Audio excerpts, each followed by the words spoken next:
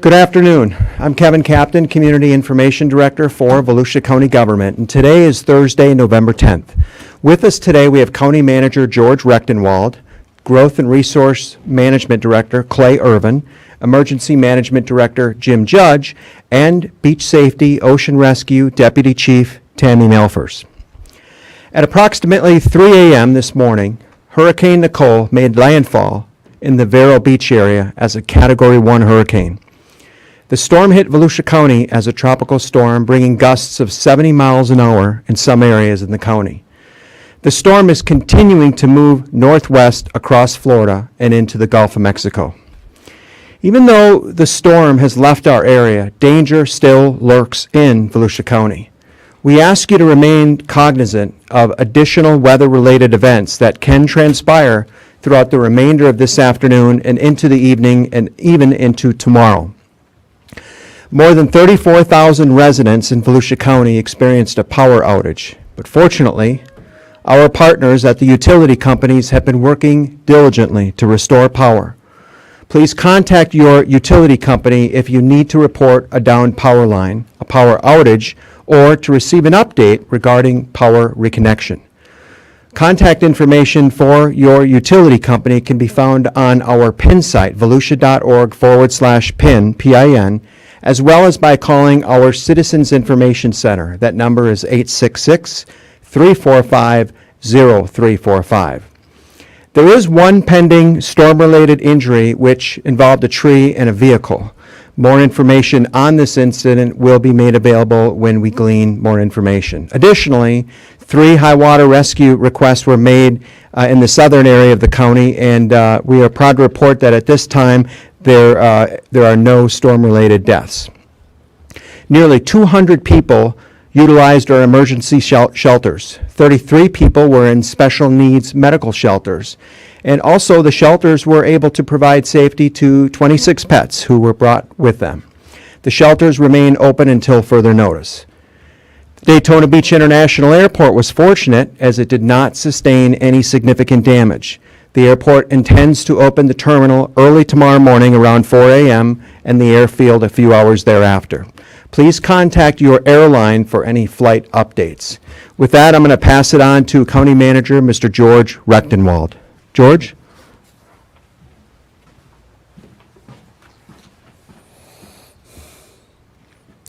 Thank you, Kevin. Road conditions in some of the areas remain very hazardous.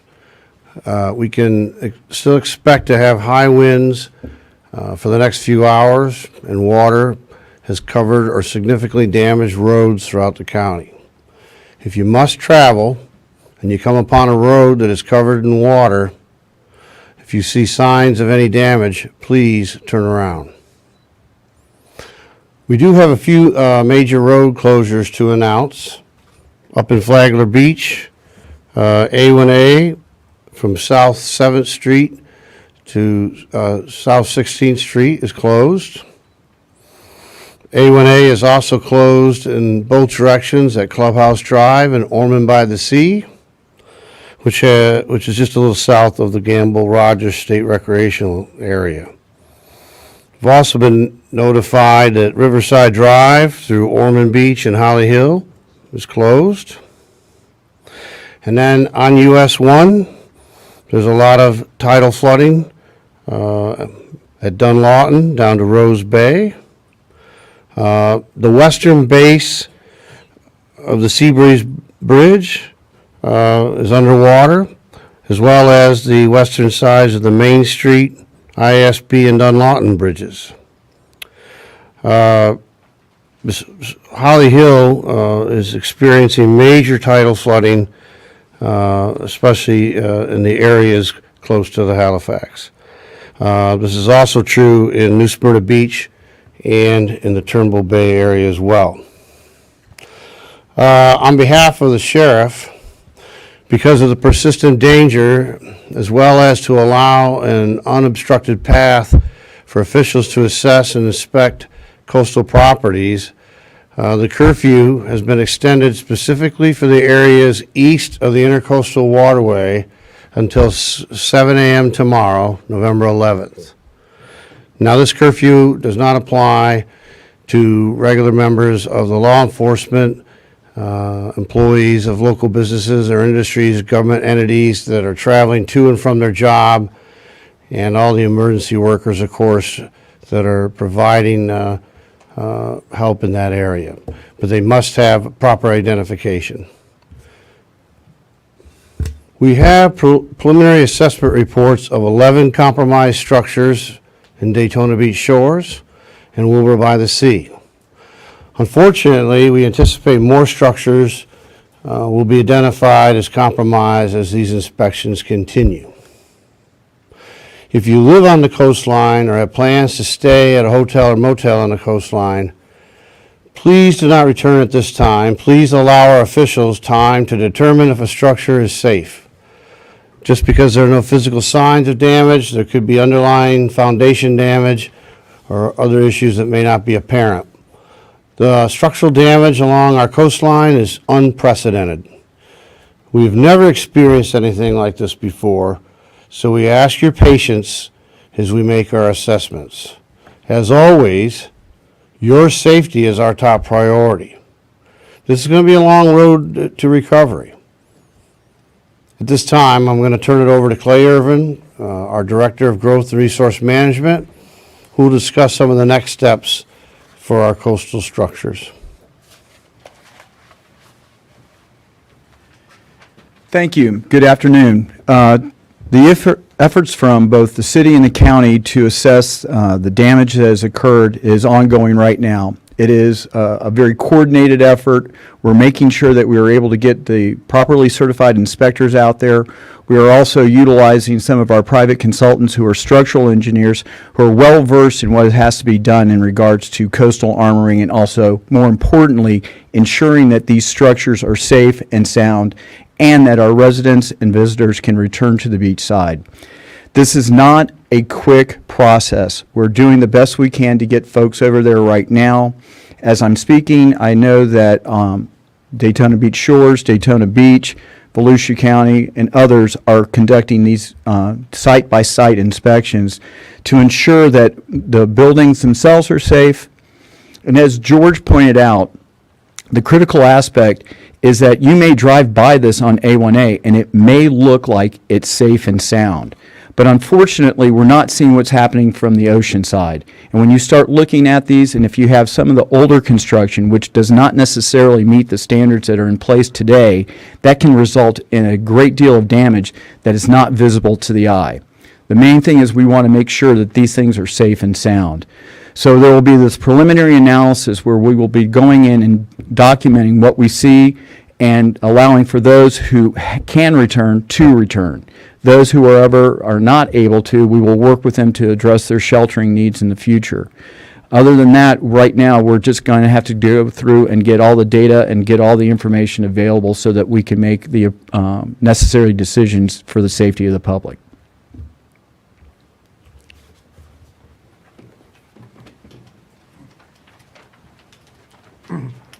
Thank you, Clay. Jim Judge, Emergency Management Director. Just a quick update on the weather. We still have some pretty breezy conditions out there from 20 to 25 miles an hour. We can have an occasional gust up to 40 miles an hour, but conditions are improving. And we hope by early this evening that a lot of the winds will have subsided and moving out of the area. We do anticipate only about a half an inch of rain over this evening. However, into tomorrow and even into the weekend, we can continue with some gusty conditions and an occasional rainfall, but we don't anticipate that rain to be anything significant. We are under a tropical storm warning still, and also coastal flood warning. And again, as has been mentioned by the manager and Mr. Clay Irvin, those conditions along the Halifax River and certainly along the beaches are continuing to be quite dangerous. But to wave action, we're still up 10 to foot breaking waves all along the coast, so very dangerous conditions there.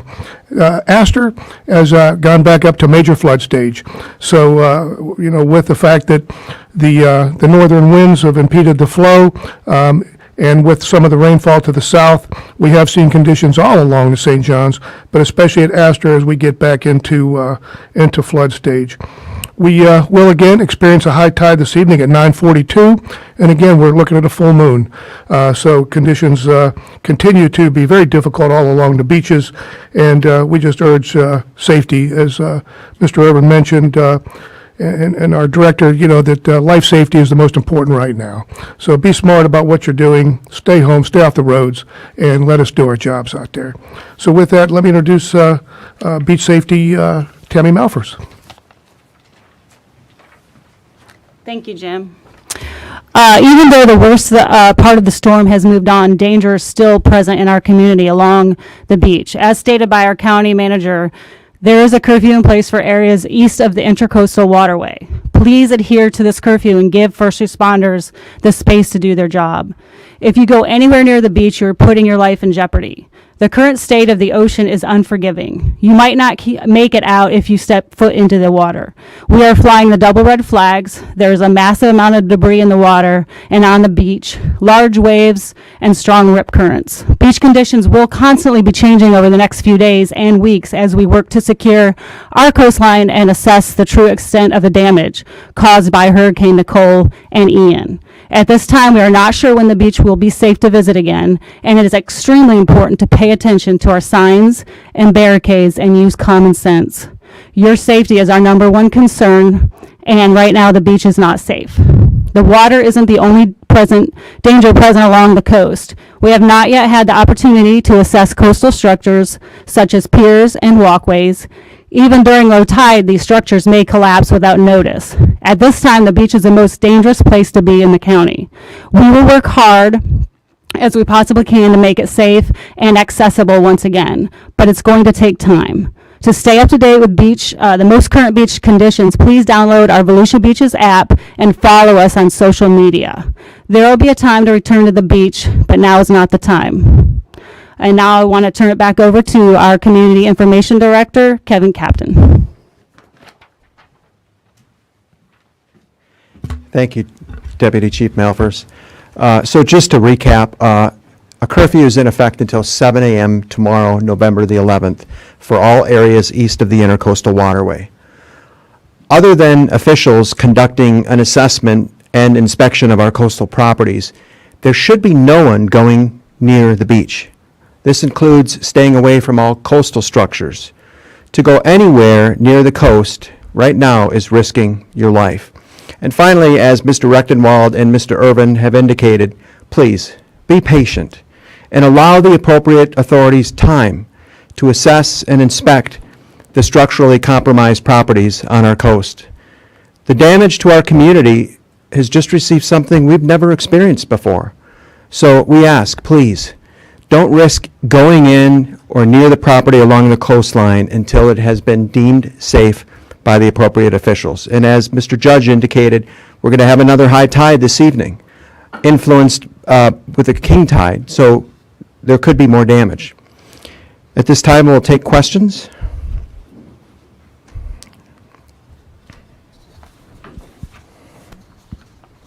Hi, Sheldon Gardner, Daytona Beach News Journal. So I take this to mean that residents should not return home if they live in the beaches or on the coast. Is that accurate? If they must go home and they have nowhere else to go, they can go home. But what our message is that we want people to stay clear of those damaged structures. You know, we realize there's people that live on the beach side. And if you have a legitimate reason to go back and forth over the bridges, Sheriff Chitwood has closed the bridges out of concern for safety. And we just can't have spectators going to the damaged areas of the coastline to check it out. It's too dangerous. And that's essentially why the bridges are closed. It doesn't apply to law enforcement or to people with valid reasons, legitimate reasons to go back and forth.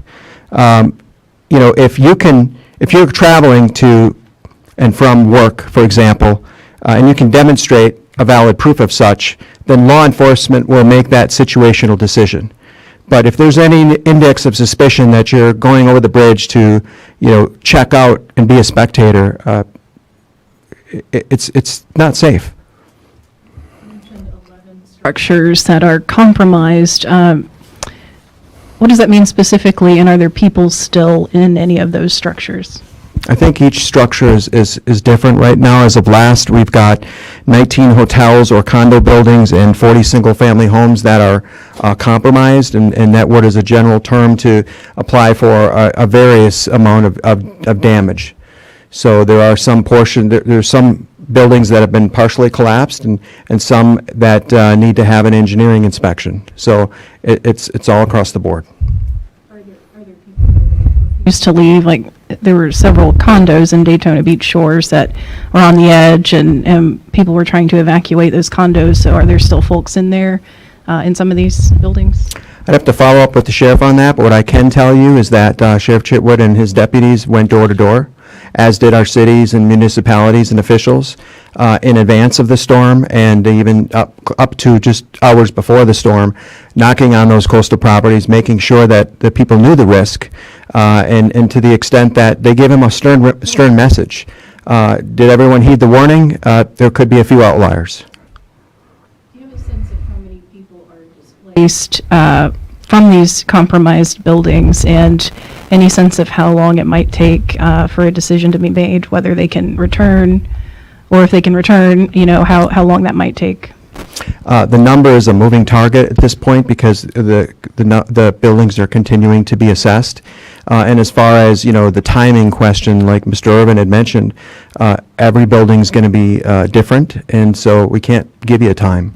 And that's where we emphasize patience. We really emphasize patience with this.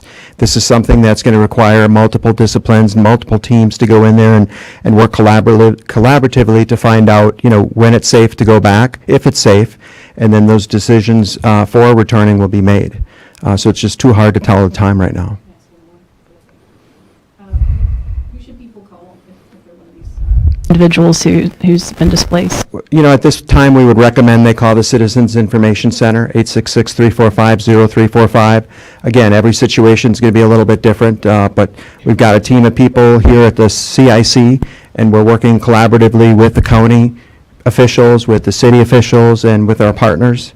So we'll definitely try to take those on a case-by-case basis.